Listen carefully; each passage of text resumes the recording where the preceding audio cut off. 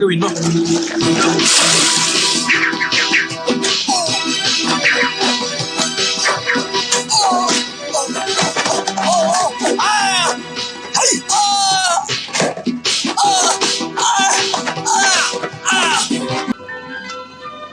Ay, ano ba nangyayari? 6 na oras na ako naghihintay. Bakit hindi pa rin sila lumalabas? Ngayon lang sila kumagal na ganito. Doon nilagay yung basurang yan.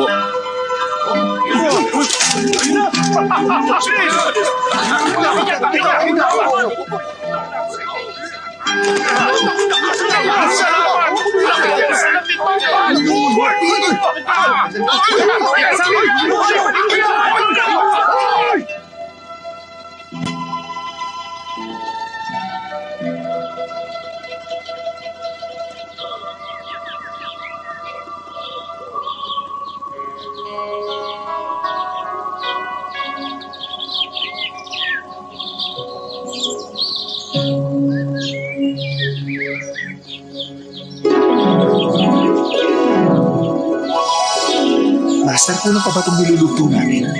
Maraming dumarayo para sa mga dibuho ninyo. Bakit niyo pong ginagawa ito? Wala akong ganang gumuhit ngayon. Bigyan mo pa sila ng 2 basket ng basura. Tapo. Mr. Chuck, Brother Tong! Mr. Chuck, Kumusta ka, Brother Tong? okay na. Hulaan ko. Siguro, naubos mo na naman lahat ng pera mo. Ay, ikaw talaga, kabisado mo ako, Brother Tong, ha?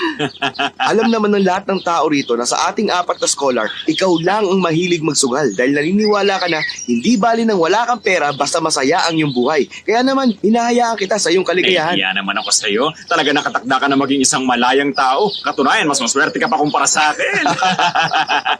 Kaya lang, masyadong malaking pera ang inuubos mo sa loob ng 2 araw. Pagkatapos, pupuntahan mo ako kapag wala ka ng pera. Hindi naman pwedeng laging ganun. Ay, alam ko naman. Tama ka. Dahil doon, sinikap ko na maglakas loob sa huling pagkakataon. Pero natalo naman ako sa halagang kikitain ko na hanggang mamatay ako. Aabot yun ng 300,000. Hihilingin ko sana sa'yo na iguhit muli ako. Sige, naintindihan kita. Shwe, iwan mo muna kami. Buisit ka! Ano akala mo? Ako pang may utang sa'yo? Hindi pwede! Pakiusap, patawarin mo na ako. Alalahanin mo na rin na pinahiram ko sa'yo yung magazine ko noong bata pa ako. Tinulungan din kita na maibenta ang mga dibuho mo kaya naging mayaman ka. Naghihintay na sa labas sa mga naniningil sa akin. Gusto nila makakuha ko sila ng 30 dibuho sa loob na 1 oras kundi papatay nila ako. 1 oras?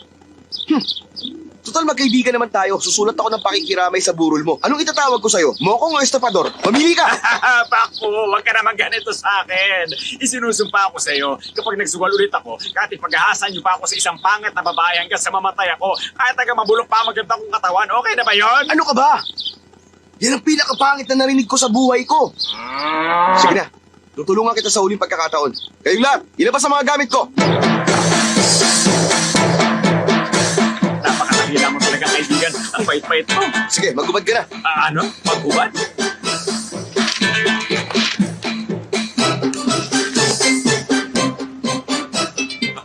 Tong, anong gagawin mo?